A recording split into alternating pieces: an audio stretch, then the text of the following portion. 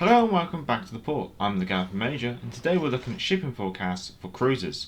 Now, this guide will be applicable to all cruisers. However, if you play smoke cruisers like the British and some others, then I would highly recommend probably watching this one and then also watching our shipping forecast guide for destroyers, carded top right. It's just because you need to be aware of sonar and radar, the same as a destroyer does when they're in smoke. Now, in this guide, what we're going to do is we're going to go through 3 introductions to games, a tier 2, a tier 4 and a tier 6 game, and then at each intro we're going to look at the shipping forecast for that game and how that impacts the cruiser that I'm playing. But then we're also going to discuss that tier and the tier above and the things that you need to be aware of as a cruiser. So let's take a look at the first game, which is a tier 2 game. So here we are at a tier 2 and 3 game, and I'm playing a Tenru, which is a tier 2 light Japanese cruiser. So looking at the other team, we have 2 dirt skis which have poor torpedo range. So we know that we're going to be able to see them first. However, they do have lots of torpedoes, so they will be chucking them at us. There's an Isokas, so that's Japanese reasonable stealth torpedo range, but not a lot of guns, so if I find her, I should be able to overpower. Bogtree, lots of guns and decent armour. Definitely one to be concerned about. And then we got a Freight, which is French, and then we have a Caledon. Now the Caledon is a nice one to mention just because she only has AP. Then we have a Kuma, tier 3 cruiser. It seems like a lot of cruisers in the other team. Deli Truant, and then a Kaiser. So normally what you're looking out for is you're looking at your destroyers that you're going to be coming across. They're your prey, they're the things that you're trying to get and kill. So knowing what kind of torpedo range they've got is always going to be something to take into account. Then the cruisers, they're your like for like. So you kind of really, it doesn't matter too much down these tier 2 and tier 3, not really much difference. And then the battleships are just battleships, so they've all got big guns, there's not really much you can do about them, they haven't really got anything special at this tier. So for tier 2 and 3 it's quite simple, it's just what's your destroyers, what's your cruisers, what's your battleships. So here we're looking at a tier 4 and 5 game, and I'm playing in the tier 4 Russian cruiser, the Kirov. So looking at the other team, they got 2 Fubukis, one's in a division and one's not. So we'll come back to that later. But so Fubuki's long torpedo range, but weak guns. So obviously with destroyers, they're always going to see us first. But if we can catch them off guard, if we can push them and stuff, then we need to just bear in mind like what's gunny, what's not. So the ones with good guns, you kind of don't want to be offering broadside to. Just because it's not worthwhile taking those citadels, things like the Gady tier 5, the Russian destroyers have quite good guns, so they're just a few to mention. Then we have 2 Königsbergs. They're both in the same division along with Wyoming.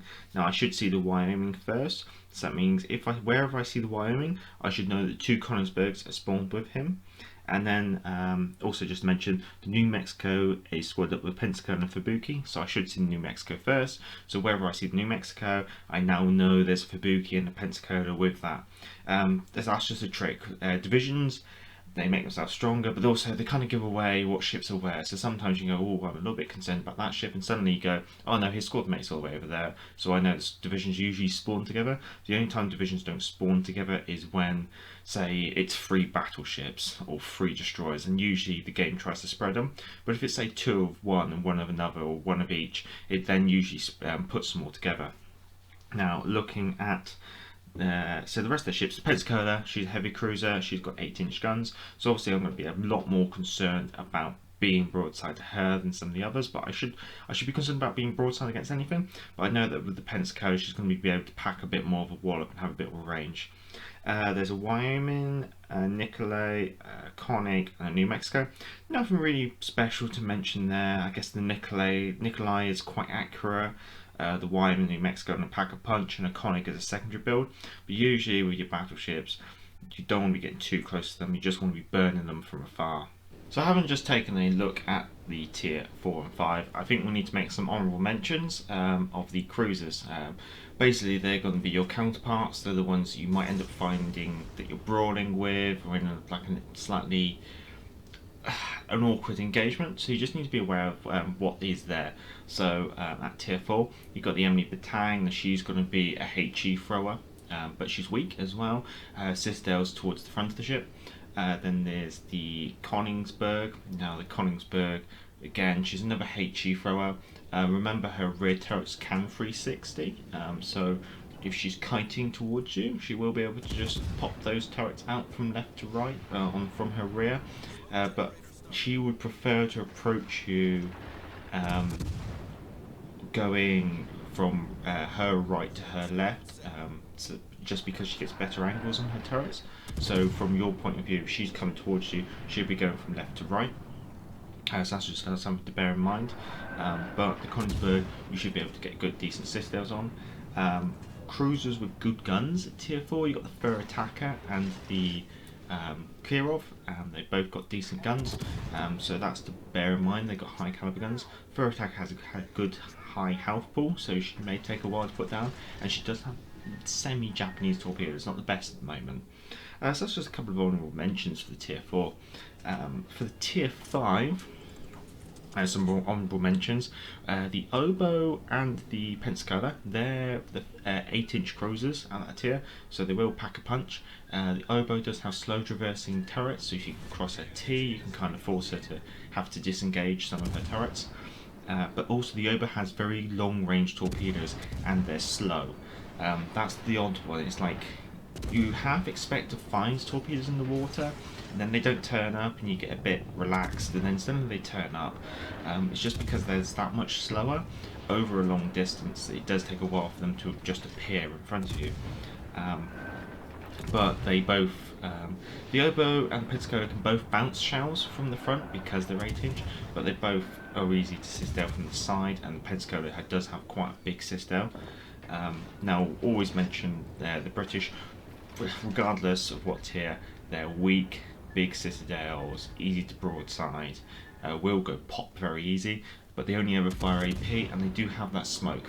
So always bear that in mind, that they usually what you'll see is that British cruisers will start to slow down and then disappear into some smoke. So always bear that in mind when you're tracking them, trying to work out where to aim. If you suddenly see them slowing down, they're probably going to pop a smoke, probably going to come to a stop because they have to stop in their smoke screen, or else they will outrun it.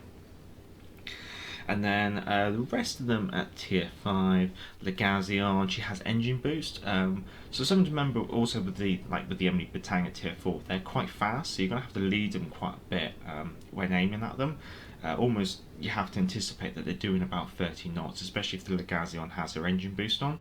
And we have the Bodoni with her long range guns if they've gone down that kind of route, so got to watch out for that. They'll keep tapping you if you decide to break off, and they'll be able to outrange most ships, so watch out for that. However, they are weak, so if you can catch one out when they're broadside, you will be able to really hurt them, and also their torpedoes are really short range, so you haven't really got to worry too much about getting too close to them. And then there's the Graf Spee. The Graf Spee is a horrible cruiser. It can be, depending on what you're in. She is basically classified as a pocket battleship. She's got 11-inch guns, and she's got somewhere between a battleship and a cruiser's armor scheme. So if you're in a 6-inch cruiser, you're going to be trying to burn her, aim for the deck level. If you're in an 8-inch cruiser, it kind of depends. If she's broadside, have a go at the waterline, have a go for that citadel, why not? If you find you're not having any success, move up to the deck line, or use HE. But the Graf Spee, she's got 11-inch guns, her dispersion's terrible, and her number of guns is terrible, but when she hits hard, so that's always something to bear in mind. So here we're looking at a tier 5 and 6 game. I'm in the Fiji. But let's just have a look over the other team now. Obviously we've covered some of this, talking at tier 4 and 5. So I guess we'll focus most on the tier 6, but we've also got to focus on tier 7 as well after this. So first of all, they've got Fubuki, stealthy, long range torpedoes, something to hunt, but going to be difficult to find. Fair enough. Nuremberg, weak, HE thrower. Very quick reload though. I think you can get Nuremberg's reload down to like 6 seconds, so that's something just to add on top of what we were just discussing before. Leander, AP, smoke cruiser, Algeria. So the Algeria is the first French heavy cruiser, so she does come with 8-inch guns, but she is still weak. It's like compromised almost. But also now her armour's thicker than, say, like the Legazion and the Emily Batang, so actually the Algeria can go pop quite quickly, rather than AP overpenning. So that's something to bear in mind. But she's also fast and does come with a engine boost. Then they got Normandy, lots of guns, very accurate as well. So, but then usually what you want to be wanting to do from battleships is obviously increasing that range, keep dodging those shots, kiting away. If you're a smoke cruiser, popping a smoke screen. Basically, you're just trying to not be hit, and either you're going to be dodging or trying to not be seen. New Mexico, big guns. Sinop, Russian, so that kind of mixed bag. Dispersion. However, in general, I'm finding the Russians to be quite accurate. Gneisenhower. So Gneisenhower. Okay, so you can have, with the Germans, they can do quite a lot of secondary builds, but their dispersion is quite terrible. So actually, against the German battleship, it's kind of advantageous to keep them at touching distance, keeping the distance away from them, because their dispersion is so terrible. It just splash all around you, and you can just keep laying it on. Just bear in mind that once you say you've got 1 or 2 fires, it might be worth, say, considering looking at swapping to AP and like going for the superstructure, or you can just keep going on and on with HE. It depends on their position. If they're broadside, maybe give AP a go, deck line, superstructure. But if they're nose onto you, maybe just keep pouring the HE on. It's just bear in mind that they can have that ability where they limit the number of fires. And there's a KG5 there, so that's going to be just chucking HE down range all the time. So, this is only a 5 and 6 game, but then we also need to look at tier 7. So, at tier 7, I guess the destroyers are still being destroyers. So there's nothing really that special. You'll just seek, search and destroy when it comes to finding them. Cruisers. Now you're starting to get some of the more heavier cruisers. The Americans, like the New Orleans and the Baltimore. They have very good AP angles, so they can citadel things at plus or minus 60 degrees. So bear that in mind when you're going up against one. You probably don't want to be swinging your rear turrets out if you're nosing on them. When it comes to the Russians are going to be playing at long range, just touching distance. So they'll be, if they spot you, they'll be pouring on HE normally. So expect to catch fire quite a lot there. The Japanese can be a bit heavy in the water, slow turret traverse speed, but good torpedo range and all 8-inch guns. The British are just being the British, hiding smoke and slugging a 6-inch AP down range. They're almost like they're somewhere between the cruisers and the destroyers when it comes to hunting them. Just bear in mind they do chuck a lot of AP out, and therefore they will be able to get your citadel quite effectively. Then French, we've kind of covered off. One thing to bear in mind is obviously the French tier 7 doesn't have repair parties. Obviously what you want to do is try and focus down and get rid.